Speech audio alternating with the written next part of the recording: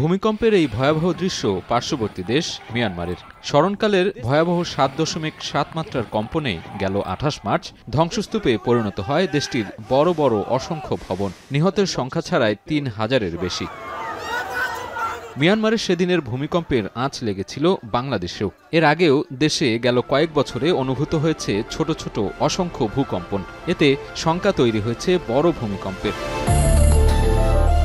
সীমান্তে 3টি সক্রিয় টেকটোনিক প্লেট নিয়ে বাংলাদেশ অবস্থান করছে ইন্ডিয়ান বা ইন্দো অস্ট্রেলিয়ান প্লেটে। এই অবস্থানের সাথে 100 বছরের তথ্য বিশ্লেষণ করে বিশেষজ্ঞরা বলছেন, সবচেয়ে বেশি ভূমিকম্পের ঝুঁকিতে আছে দেশের উত্তর পূর্ব ও দক্ষিণ পূর্ব এলাকা। সিলেট রিজনের এখানে একটা পসিবিলিটি আছে, এখানে যেহেতু ডাউকি ফল্ট, এখানে একটা বড় ফল্ট আছে, তো ওই ফল্ট লাইনগুলোতে হলেই কি আপনার শহরে চলে আসবে, সেটা ঢাকা চলে আসবে, যে কোনো শহরে আসবে, চিটাগং শহরে আসবে। অবশ্যই ভূমিকম্প ঝুঁকি আছে আমাদের, কেননা আমরা যেহেতু খুবই নিয়ার টেকটোনিক প্লেট বাউন্ডারি কাছে আছি, আমাদের এখানে সেটা সংঘটিত হওয়ার সম্ভাবনা রয়েছে।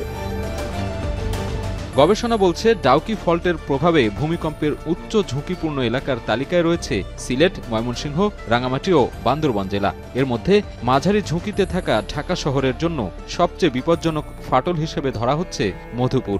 118 কিলোমিটার এই ফাটল সর্বোচ্চ 7.9 মাত্রার ভূকম্পন সৃষ্টি করতে পারে বলে ধারণা করছেন গবেষকরা। রাজুক পরিচালিত একটি গবেষণায় বলা হচ্ছে, ঢাকা শহরে অন্তত 7 মাত্রার ভূমিকম্প হলে ধ্বংস হয়ে যেতে পারে এই শহরের প্রায় 40% ভবন। এছাড়া মৃত্যু ঘটতে পারে 2 থেকে 3 লক্ষাধিক মানুষের।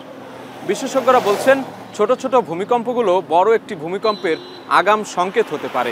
তবে বাস্তবিক অর্থে এটি ঠিক যে এই শহরের অবকাঠামো এত বড় ভূমিকম্প সহ্য করার উপযুক্ত নয়। নগরবিদরা বলছেন, ভৌগোলিক কারণে তো বটেই, অপরিকল্পিত নগরায়নও ভূমিকম্পে ভীতির অন্যতম কারণ। তাদের অভিযোগ, খাল বা জলাশয় ভরাট করে বিল্ডিং কোড না মেনেই রাজধানীতে তৈরি হয়েছে অসংখ্য বহুতল ভবন।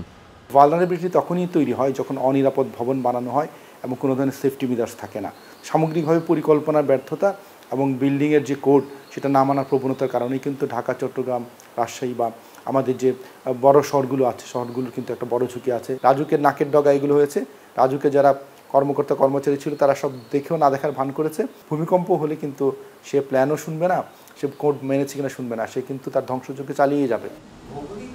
এদিকে জাতীয় দুর্যোগ ব্যবস্থাপনা পরিকল্পনার পরিসংখ্যান বলছে, গেল 150 বছরে বাংলাদেশ ও এর আশেপাশের অঞ্চলগুলোতে 8 মাত্রা পর্যন্ত ভূমিকম্প অনুভূত হয়েছে। এমনটা ফের ঘটলে ক্ষতিগ্রস্ত হতে পারে দেশের প্রায় 6 কোটি মানুষ। ঝুঁকিতে আছে পাকা, আধা পাকা ঘরবাড়ি থেকে সেতুসহ বিভিন্ন অবকাঠামো। সরকারের অ্যাওয়ারনেস বিল্ড আপ প্রোগ্রাম তৈরি করতে হবে, স্কুল থেকে শুরু করে বিভিন্ন অফিস আদালতে ওভারকাম করতে হবে। আমি কিভাবে এটা থেকে পরিত্রাণ পেতে পারি বা আমি এই ক্ষয়ক্ষতি কমে আনতে পারি, এই নলেজটা যদি আমার থাকে এবং আমি আমার সাধারণের পিপলসের মধ্যে যদি আমি এটা ডিসমিনেট করতে পারি, তাহলে অনেকাংশে অনেক থেকে আমরা সেফ হতে পারি। ভূতাত্ত্বিক বৈশিষ্ট্য বিবেচনা করে ঢাকার বিল্ডিং কোড আইনকে শক্তিশালী করা সহ দুর্যোগ মোকাবিলা ও সম্পদ রক্ষায় সরকারের সুস্পষ্ট কর্মপরিকল্পনার উপর জোর দেন বিশেষজ্ঞরা। সাজিদ আরাফাত, এখন, ঢাকা।